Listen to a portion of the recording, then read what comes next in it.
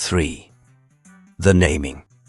The night in Kazanchis carried its own kind of music, metal doors creaking shut, the hush of river rats scuttling in the ditches, the whispers of mothers telling bedtime stories to children who lay on mats too thin to keep out the cold. But above it all was the sound of names, because in Kazanchis, names were power. No one kept the one they were born with. You could arrive as Gwangul and leave as Gong. You could be Ite across the river, but here you'd become Iti Iti. Etafera, who became Eta, Free Highwoods became Nunu. It was how the community claimed you, how you proved yourself. The name they gave you was your soul. That night, Gong stood with Chom, his younger brother, on the cracked steps of St. Uriel Church, the one landmark left untouched by demolitions. The moon hung like a broken plate above them, yellow and scarred. "You ready, Gong?" Chom asked, his voice steady but his hands restless. He had just been named himself, still glowing with the honor.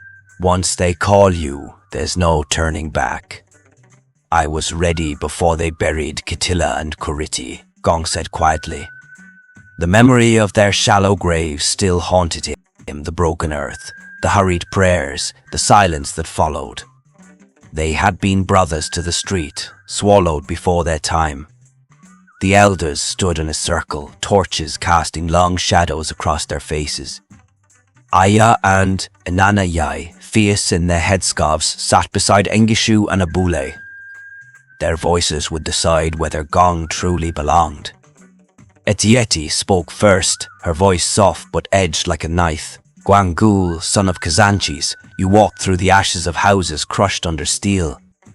You saw your people chased like cattle, yet you did not run. You fought, you bled, you fed those who starved. Today, we officially cut you from the cloth of Kazanchis. Tell us, what name do you claim?" Gong lifted his chin. "I claim the one you already call me." "Gong." The crowd murmured, and the words spread like fire. "Gong, Gong, Gong, Gong." Then Engishu stepped forward, his broad shoulders lit by flame. He placed his palm on Gong's forehead. "Then you are Gong, and this night we name you, not as a boy, but as the hammer of Kazanchis. As the one who will strike when the sky itself falls." The crowd erupted, drums for nowhere, ululations rising from women, the young ones pounding the walls with fists until the dust rained down. Chom leaned in, grinning wide. "See, brother, you belong to her now. Kazanchis has claimed you." But in the distance, beyond the roar of celebration, Gong heard the rumble of trucks. He had learned to recognize that sound, the government's teeth, rolling on rubber wheels. The Prosperity Party's black-coated guards would not wait for rituals or names. The elders heard it too. Silence fell. The torches flickered.